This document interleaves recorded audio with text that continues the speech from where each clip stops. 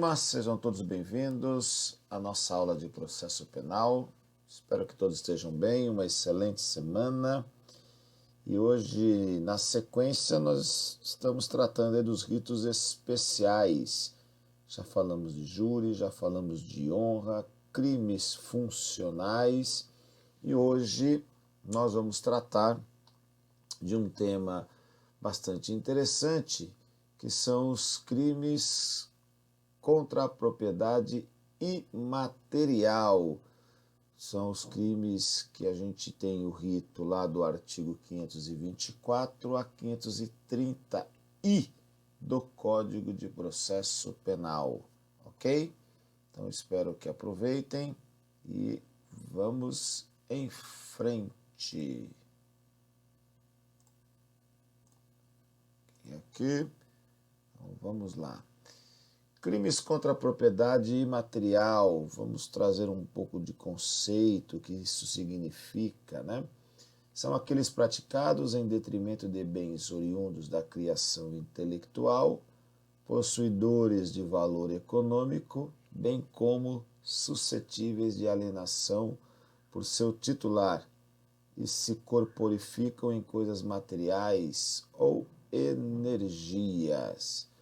O nosso Código Penal, ele tipifica atualmente apenas um crime contra a propriedade imaterial, a violação do direito autoral, na sua forma simples, artigo 184, caput do Código Penal, e formas qualificadas, artigo 184, parágrafos 1º, 2º e 3º. Então, crimes contra a propriedade imaterial são aqueles praticados em detrimento de bens oriundos da criação intelectual, que possuem valor econômico, suscetíveis de alienação por seu titular e se corporificam em coisas materiais ou energias.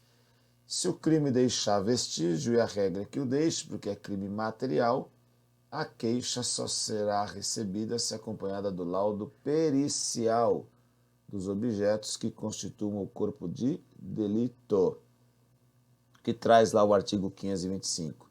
No caso de haver o crime deixado vestígio, a queixa ou denúncia não será recebida se não for instruída com o exame pericial dos objetos que constituam o corpo de delito. Sem a prova de delito, a ação não será recebida. A queixa nem ordenada qualquer diligência preliminarmente requerida pelo ofendido. Então, comprovado o direito à ação, o ofendido vai requerer ao juiz a nomeação de 2 peritos para realizarem a busca e verificarem a existência de fundamento para a apreensão. Então imagine imagine vocês que estamos diante aí, é muito comum, os escritórios de marcas e patente verificarem que uma determinada confecção, uma determinada venda de um produto, ele é um produto falsificado, ele viola direitos e propriedade imaterial do bem. Então, há necessidade de se fazer uma perícia para verificar se aquela falsificação, se aquela cópia é realmente fraudulenta. Por isso que o crime deixa vestígio. Tem lá uma roupa de uma marca determinada e ela está sendo vendida fora do seu meio local, cotidiano, de uma loja oficial, por exemplo. Então, há suspeição, por mais grosseira que seja, da imitação, há necessidade, pelo princípio da legalidade, de que haja aí uma perícia, porque é um crime que deixa vestígio. Então, há necessidade deste laudo pericial para que possa ser ou não oferecida a denúncia. Comprovado o direito, então está ali, no 525. No caso de haver o crime deixado vestígio, a queixa ou a denúncia não será recebida se não for instruída com este exame pericial. Sem a prova de direito, a ação não será recebida a queixa, nem ordenada qualquer diligência. Então, se comprovado o direito à ação, o ofendido vai requerer ao juiz a nomeação de 2 peritos. Como é que isso funciona? Então está lá, a diligência de busca ou de apreensão será realizada por 2 peritos nomeados pelo juiz, que verificarão a existência de fundamento para a apreensão, e quer esta se realize, quer não, o laudo pericial será apresentado dentro de 3 dias após o encerramento da diligência. Então, analise. Então, uma coisa é a apreensão administrativa pelo órgão, geralmente municipal local. Se vai fazer a apuração criminal, aquilo precisa ser apreendido e ser submetido à perícia. Não dá para o delegado de polícia prender em flagrante alguém por violação de propriedade imaterial sem laudo pericial. Você precisa apreender. Para apreender, geralmente os escritórios de marcas e patentes ou a própria vítima, ela vai requerer ao juiz, que vai determinar, ordenar a busca e apreensão por 2 peritos, nomeados por ele, juiz, que vão verificar a existência ou não do fundamento para a apreensão. Havendo existência do fundamento, porque a vítima está ali, né? O escritório de marcas e patentes está mostrando que a composição, que o desenho é uma imitação. Então, havendo isso, o que vai ser feito? Os peritos vão apreender, e aí para que se realize, ou quer ou não, vão fazer um laudo pericial apresentando de 3 dias após o encerramento das diligências. É o que diz aqui o artigo 527. O requerente da diligência poderá impugnar o laudo contrário à apreensão e o juiz ordenará que essa se efetue se reconhecer a improcedência das razões aduzidas pelos peritos. Então, imaginemos neste exemplo que estou passando, o escritório de marcas e patentes requer ao juiz a apreensão daqueles produtos que estão imitando o produto original da qual a marca e de escritórios de patentes é representada. O juiz ordena a busca e apreensão por meio de 2 peritos. Chegando lá, o perito entende que não é o caso de se apreender os bens, os produtos que estão sendo vendidos, porque entende, de repente, que os produtos são verdadeiros. E aí a parte que é prejudicada, ela vai requerer nova diligência para impugnar o laudo contrário à apreensão. E se assim o fizer e o juiz assim entender, ele vai buscar a apreensão e vai nomear aí peritos para fazerem novamente. O que diz o parágrafo único aqui, ó. O requerente da diligência poderá impugnar o laudo contrário à apreensão e o juiz ordenará que essa se efetue, se reconhecer a improcedência das razões aduzidas pelos peritos. Encerradas as diligências, os autos serão concluídos ao juiz para homologação do laudo. A busca será realizada para que os peritos possam efetuar vistoria, tendente a examinar e descrever os bens controvertidos. Após a homologação do laudo, os autos em que se processou o pedido de diligências permanecerão em cartório, aguardando o ajuizamento por parte do ofendido da ação penal, que, uma vez proposta, seguirá as regras da Lei 9.099, já que a pena lá do artigo 184, máxima prevista para o crime simples, é de 1 ano. Então, um quadro é para que a gente possa compreender, né?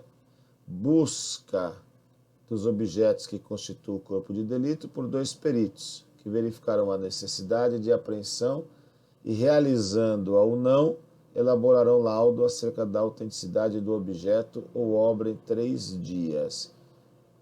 Feito o laudo, será homologado o laudo, oferecimento da denúncia, instruída com laudo pericial no prazo de 30 dias a contar de sua homologação. Recebimento da queixa, prosseguimento nos moldes do rito ordinário, salvo quando se tratar de infração de menor potencial ofensivo. Homologação do laudo, possibilidade de impugnação do laudo pelo requerente, se realizado sem apreensão, a fim de que determine o juiz a arrecadação dos bens. Então, vamos lá, né? Em resumo, o que é isso, né? Vamos imaginar aí a vítima, ela verifica que os produtos, por exemplo, uma obra de arte que é dela, um livro, ou uma pintura, né, no caso, ou uma confecção, ela está com as suas propriedades imateriais violadas. Então, entende que isso é crime. Requisita ao delegado de polícia, por exemplo, ou diretamente ao juiz, o delegado tem que fazer o quê? Não pode simplesmente ir lá e apreender o bem, do ponto de vista criminal. Então, para que seja feito isso, há necessidade do juiz determinar a busca e apreensão por 2 peritos, que poderão ou não apreender, poderá ou não se convencer. Em se convencendo, os peritos instruirão um laudo e o juiz homologará ou não. O juiz homologando, aí sim a queixa-crime poderá ser oferecida, porque eu já tenho o laudo homologado. Em recebendo a queixa-crime, vai seguir o rito comum ordinário, a não ser que seja a forma simples do 184, que seguirá o rito sumaríssimo. Pode ser que os peritos eles não apreendam e assim façam um laudo, que independentemente de apreender ou não, o laudo tem que ser feito, mas não apreendeu as mercadorias. A parte prejudicada ela pode impugnar o laudo. E aí, se o juiz se convencer de que a parte está correta e os peritos estavam errados, ele vai nomear novos peritos para proceder à busca e apreensão e, eventualmente, novamente, no caso aqui, fazer o laudo para seguir adiante as questões processuais.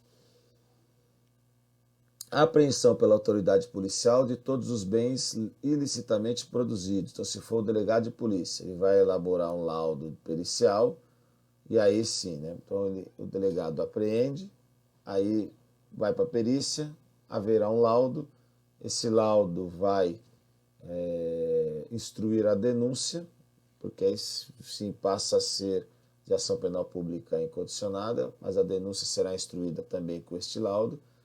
Em havendo recebimento da denúncia, prossegue de acordo com o rito ordinário. Se for caput do 184, forma simples, nós vamos estar diante da Lei 9.099. Então, nós podemos ter a própria parte, por meio de queixa-crime, ela representa ao juízo, ou nós podemos ter esta apreensão pela polícia, e efetivamente, aí nós vamos ter ação penal pública incondicionada, ok?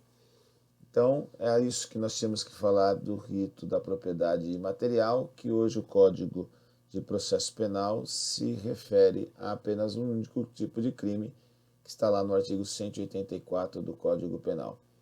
Havendo representação particular, queixa-crime, requisita ao juiz a busca e apreensão, o juiz determina 2 peritos para que seja apreendido e elaborado um laudo. Não vai apreender, também tem que elaborar laudo. O juiz homologa, se entender que é o caso de apreender e os peritos não o fizeram, vai nomear outros peritos para fazê-lo, ok? Se for produzido já direto na delegacia de polícia, nós vamos estar diante de inquérito policial, também vai mandar o delegado requisitar o laudo pericial. Em havendo laudo pericial, vai instruir a denúncia e aí o juiz poderá ou não receber a denúncia. Se receber a denúncia, rito comum ordinário para as formas qualificadas do 184, rito sumaríssimo para a forma simples do artigo 184. Ok, turma? Uma excelente semana, muito obrigado pela atenção de vocês e paciência. Eu continuo sempre à disposição. Muito obrigado, fiquem com Deus.